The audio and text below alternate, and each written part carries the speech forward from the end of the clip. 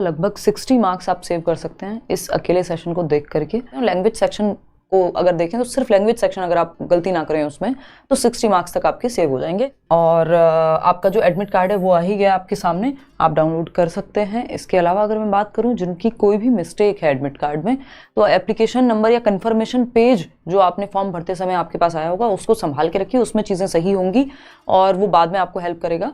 CTET का जो office है वहाँ जा करके आप उसको करेक्ट करा सकते हैं या इनको मेल कर सकते हैं, बट वो बाद की प्रोसेस है, अभी रात में तो कुछ होगा नहीं। और वो जो लैंग्वेज की गलती है वो उससे बचना है क्योंकि वो 60 नंबर आपके डुबवा देगी और ऐसा बहुत लर्नर्स के साथ हुआ है प्रीवियसली।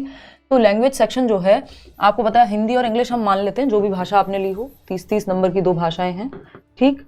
अगर आपने हिंदी को लैंग्वेज 1 लिया है और लैंग्वेज 2 लिया है यहाँ पर इंग्लिश को, ठीक, तो एक बात यहाँ ध्यान रखनी है कि जो भी लैंग्वेज आपने लैंग्वेज 1 ली है उसका आप क्वेश्चन नंबर 91, क्योंकि पेपर में 2 जगह हिंदी आपको देखने को मिलेगी। मान लीजिए हिंदी है तो हिंदी 2 जगह होगी, इंग्लिश है तो इंग्लिश 2 जगह पेपर में देखने को मिलती है और लोग कंफ्यूज हो जाते हैं या जो पहले सामने आ जाती है उसको करने लगते हैं।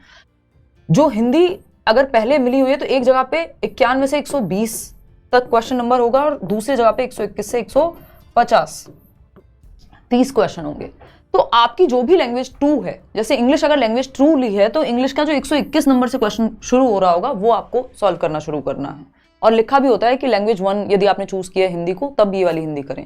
लैंग्वेज 1 जो भी आपने चूज किया, चाहे वो हिंदी हो या इंग्लिश हो, वो क्वेश्चन नंबर 91 से शुरुआत करनी है और लैंग्वेज 2 का 121वें नंबर का क्वेश्चन से शुरुआत करनी है। ये सबसे आसान तरीका होता है ध्यान में रखने का। अदरवाइज कई लोग क्या करते हैं, लैंग्वेज 1 ली हुई है हिंदी और वो लैंग्वेज 2 की हिंदी करके आ जाएंगे पेपर में, तो सारे के सारे नंबर 30 गए। फिर उसके बाद जो लैंग्वेज 2 वाला सेक्शन करेंगे वो उल्टा अपने आप हो जाएगा क्योंकि ऑप्शन बचेगा नहीं सही करने का, तो पूरे 60 नंबर बर्बाद हो जाते हैं कई बार। अपने एडमिट कार्ड में देख लें कि आपने लैंग्वेज 1 कौन सी ली है और जो लैंग्वेज 1 ली है उसका 91 क्वेश्चन नंबर से शुरुआत करें, या ऊपर देख लें कि लैंग्वेज 1 हिंदी वाला सेक्शन ही आप सॉल्व कर रहे हैं। अब 2.5 घंटा जो ये है, 150 क्वेश्चन 150 मिनट, आपको पता है ये 150 क्वेश्चन 30-30 के सेक्शन में विभाजित है ना।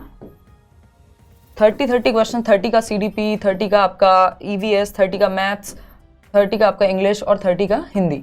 अगर पेपर 2 है तो ये 60 मार्क्स का हो गया। कोशिश कीजिए कि सेक्शन वाइज, जो मेरा तरीका होता है वो यही होता है कि आपने एक सेक्शन किया, CDP किया और फिर मान लीजिए 30 क्वेश्चन है, 25 मिनट में 20 मिनट में भी आपसे आराम से सॉल्व हो जाएगा। 25 मिनट में आपने क्वेश्चन सॉल्व किए 30 और 5 मिनट में OMR भर लिए। यही 30 जो गोले हैं वो तभी के तभी जैसे ही सेक्शन खत्म करें वैसे ही भर लें। ये नहीं है कि 100 OMR शीट के गोले 100 एक साथ भर रहे हैं। उसमें क्या होगा, अगर मान लीजिए 60-70 गोले एक साथ ही भर रहे हो तो उसमें 2 में या तीसरे में कहीं गलती हो गई, अगर गलती से भी, तो वो आगे तक पूरा सीक्वेंस गलत हो जाता है, तो वो बहुत गड़बड़ है। जैसे सीक्वेंस आता है पेपर का उसी सीक्वेंस में करेंगे तो बेहतर रहेगा। फिर भी कुछ लोगों को जिन्होंने प्रैक्टिस की हुई है, जैसे कोशिश कीजिएगा वैसे ही आप पेपर को सॉल्व करें। और लैंग्वेज सेक्शन जब आप कर रहे हो तो पहले पेडागोजी के क्वेश्चन सॉल्व कर लें, तो उससे थोड़ा टाइम बच जाता है और आपका दिमाग भी फ्रेश रहेगा। पेडागोजी से शुरू करें, CDP से ही, बाल विकास से। बच्चे के हित में आपको रखना है जवाब को, इस बात को ध्यान में रखेंगे। बच्चा एक्टिव है तो ऑप्शन बेहतर है, बशर्ते नॉट ना लिखा हो क्वेश्चन में, है ना।